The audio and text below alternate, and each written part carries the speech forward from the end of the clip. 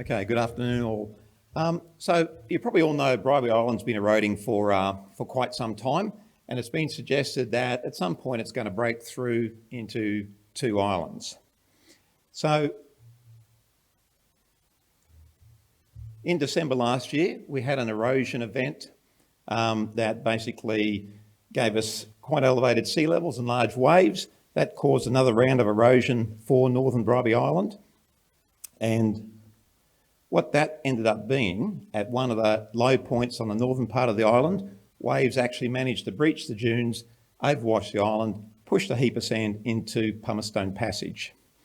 Now, that's what it looks like in mid-January. So the erosion and overwash didn't actually break through the island, so we're calling it a wave overwash event. So it hasn't broken through yet, but obviously it's a pretty vulnerable location for that process to continue. So what I want to talk to you about today is just a bit of history of that erosion, the coastal processes that are driving that, and perhaps where we're going to in the future with the northern end of Bribie.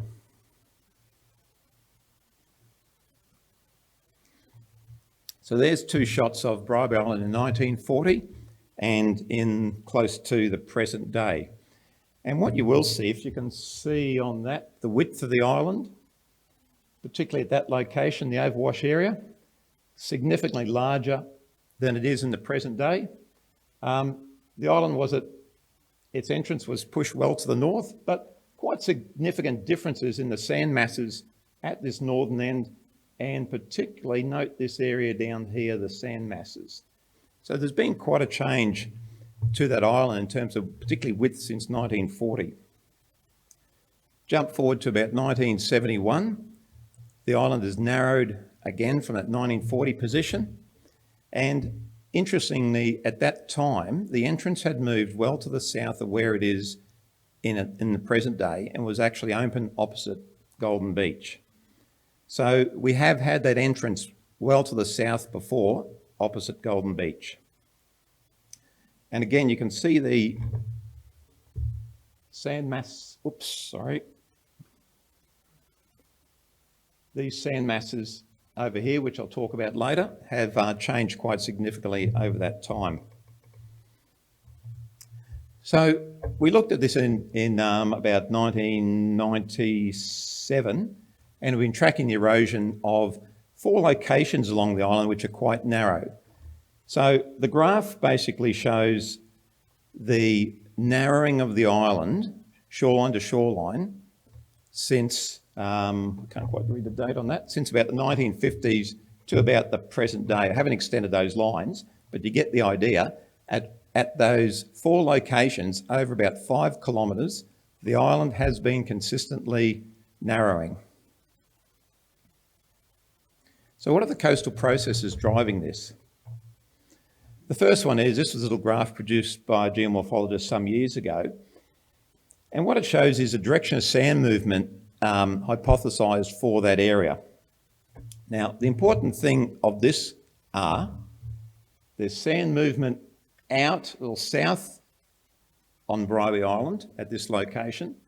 There's sand movement out of this compartment to the north. There's no indication of any new sand supply to this part of the island, and you're getting lots of sand transfer in and out up this northern end. So what that's saying is that's a transition point in sediment transport along the coast, primarily wave driven. Some goes south, some goes north, but there's not a lot of new sand coming in. That's not a good prognosis. Where is all that sand going? In the long term, over a 6,000 year period, most of it's going to southern Bribie Island, and that's just a colorised landform map of Bribie Island. And all of this zone here, 2 kilometres depth, all of that is new accretion of sand over the last 6,000 years, primarily coming from the eastern side of Bribie Island. So up the northern end, when we do get big erosion events, about 5 or 6 kilometres south of the top, we see this sort of effect.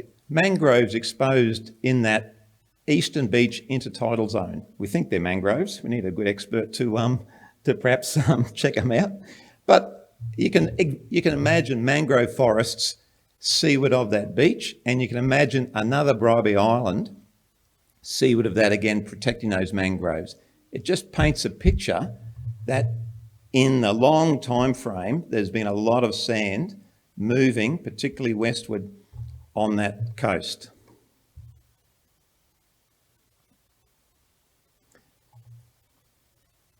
So how does that island migrate landward? There's a number of processes going on.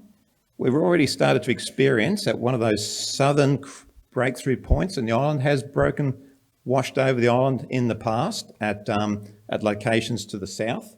And you can see that that's one of the locations there. And what we're getting is quite large volumes of sand being pushed across the island, burying and killing the mangrove in behind, and other plants grow up through that. So that's that overwash process pushing sand westward. We also have waves during these events pushing sand up onto the dunes, again moving that sand further westward. And then when conditions settle down after the erosion and you start getting that sand returning and the wind pushes it westward, it blows up, forms new dunes. They're not formed back where they were eroded, they form a little bit further westward. So you'll see dunes being formed amongst dead melaleucas and banksias. Again, that westward migration of sand on the island. The other thing we noticed on the southern locations of potential breakthrough is when those sand levels drop during the erosion events, we're getting quite extensive bands of mangrove muds exposed. They tend to limit the erosion at those locations. We thought it would break through much further south, but those mud layers basically trip the waves. They don't erode, or very slowly. So you may get an overwash event, but breakthrough is very limited by those mud layers, and then the dunes eventually build up back on top of those again. So the whole process moves much slower down the southern end, or that area about 4 to 5 kilometres south.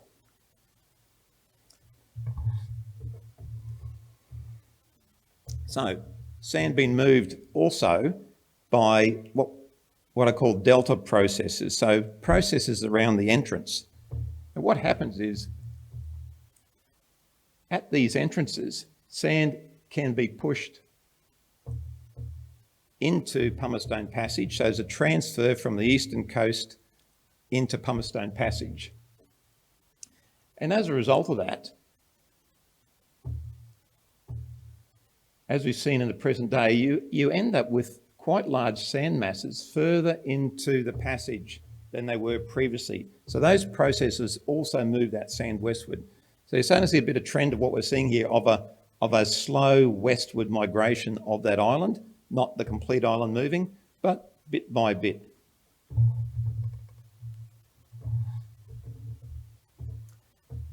In terms of the current possible breakthrough location, it's just one of those locations, unlike the other three areas, where you've got these large tidal channels. And if you look at the direction of flows, it sort of paints a picture of, once that area is weakened, tidal flows are naturally going to push through that area.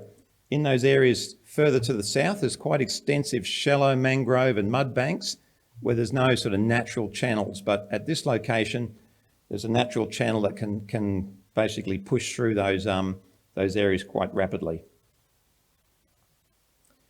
Now, one of the other processes that we'll see if there was to be a tidal breakthrough of the island is the formation of a new delta. And so Bribie Island just won't form a new channel and that'll be it, you'll just have an opening.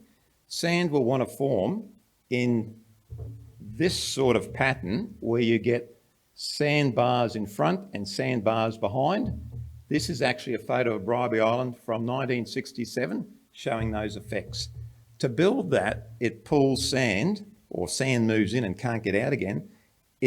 It collects sand from adjacent areas to build that structure. And part of that process, again, is sand being sucked into the entrance and infilling Pumicestone Passage.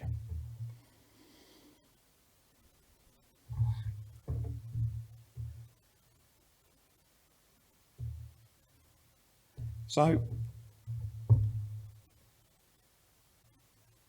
what we also expect is that if you look at the history of the location of the entrance to Pumice Passage, 80 to 90% of the time it's been at the northern end, directly opposite Caloundra. So we also expect that if a new entrance does form further south, it will probably migrate northward and back to its present position. Again, it's hard to predict exactly if that will happen or how long it'll take, but it seems to be the stable state that this system wants to go back to.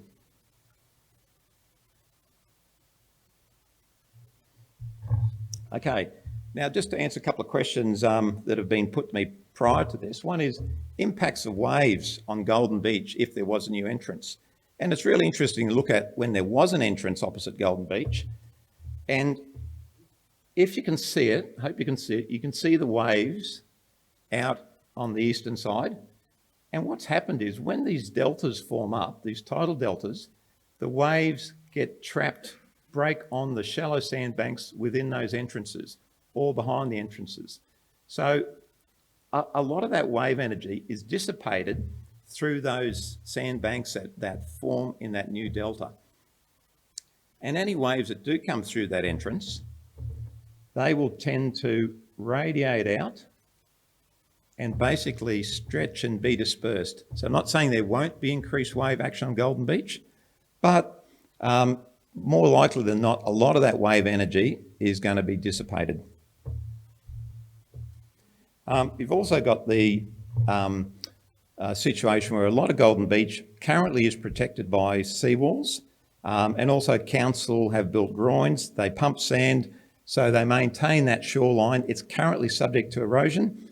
So you can almost see that that you basically be substituting, one type of erosion threat potentially with another, and that area is already protected to an extent from that threat.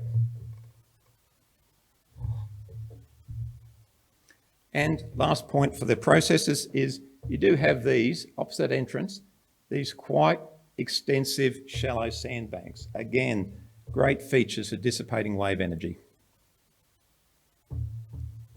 So, in summary, a tidal breakthrough of Bribie Island, I'd say it's inevitable. You look at the graphs, it's only a matter of time. You may get some recovery at that location. If you get a year or two of calm weather, those dunes can build up again, but the long-term process is for erosion. And erosion is not just at the breakthrough area, it's over a 5 kilometre stretch of Bribie Island, multiple breakthrough points. You have the rollback, washover processes will continue, and you'll probably see with a breakthrough process quite significant reworking locally around that entrance. So there'll be a lot of changes in sandbars and sort of orientations around that area. So for a period of time, it's going to be quite a dramatic process when it happens. And the interesting question is the northern entrance. Bribie Island probably can't support 2 entrances. One of them will most likely shallow and may close over. So navigation issues may be challenging for a period. So in terms of management of the island, the Departments of Environment and Science's view of the world is that national park that the erosion's on has high conservation cultural values. We don't intend, and the processes occurring are natural processes, there's no man-made influences. So we don't see a need to interfere with that, and we don't see that there's going to be a significant impact on the adjacent areas of Golden Beach. So our approach at the moment is basically just let nature do its thing and really just monitor the changes that are occurring there. And the last point is Sunshine Coast Regional Council recognises that it may be threats to development on the western side of Pumice Passage. Most of those assets are council assets fronting the passage, parks and roads, and council have actually done the investigations into what those risks are, what the possible management options are. So they're on the front foot about managing those threats if they do eventuate. Thank you.